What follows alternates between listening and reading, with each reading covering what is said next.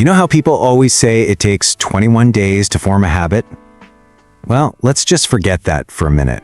What if you could spark real, lasting change in just 7 days? It sounds like a stretch, I know, but it all comes down to 5 incredibly simple habits. So let's dive into how one focused week could be the exact turning point you've been searching for. This quote really hits home, doesn't it? We've all got things we wish were different. But, just waiting around for a lucky break or for motivation to magically strike, it's a losing game. The thing is, real change, like this says, is a choice. It's an active decision that you get to make starting right now. So seriously, let's just sit with this question for a second. What if the next 7 days weren't just another week to get through? What if this was the week you finally broke that cycle of feeling stuck and proved to yourself once and for all that change is actually possible for you? And that's really the whole idea behind this one-week challenge. This is not about some massive, stressful, change my entire life overnight kind of deal. No, it's about something way more powerful, building momentum. It's about making that shift from feeling stuck to, feeling unstoppable. And it happens one tiny step at a time. Oh man, this is the classic trap, right? You get this huge burst of motivation on a Sunday night. You decide you're going to change everything, your diet, your workout, your wake-up time, all of it. And by Wednesday, you're exhausted and right back where you started. The secret isn't some huge burst of superhuman effort. It's building momentum so small and steady that it's almost impossible to fail. Okay, so where do we even begin? With habit number 1, which is the absolute foundation for this whole challenge. It starts with something that sounds almost too simple: the radical power of choosing just one single thing to master first. I mean, look at this. It lays out the 2 paths so clearly. On the one hand, you have the change everything approach.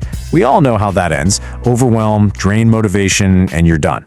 But that second path, mastering one thing, that's where the magic happens. That's where you build real discipline and create the momentum that actually carries you forward.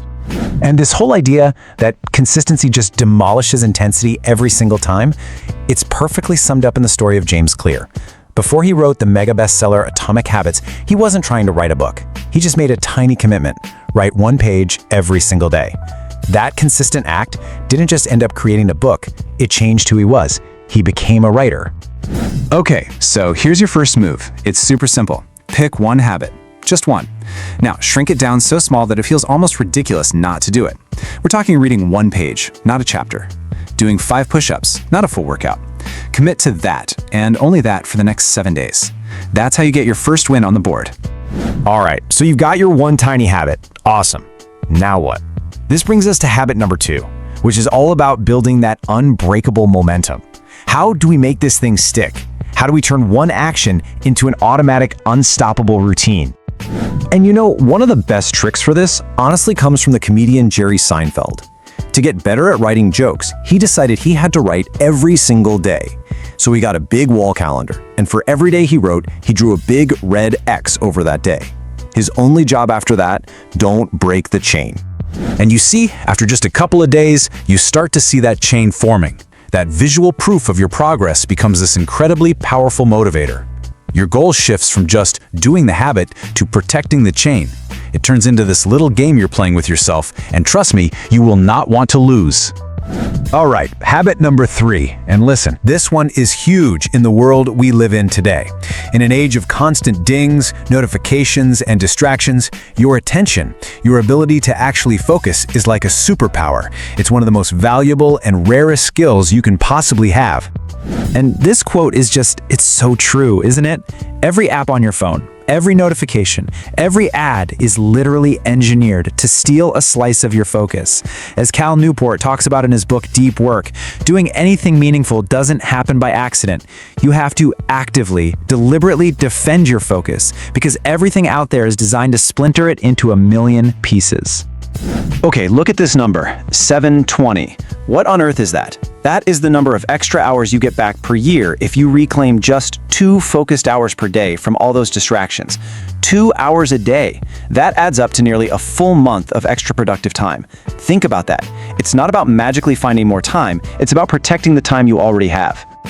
And let's be honest, for most of us, our day probably looks something like this.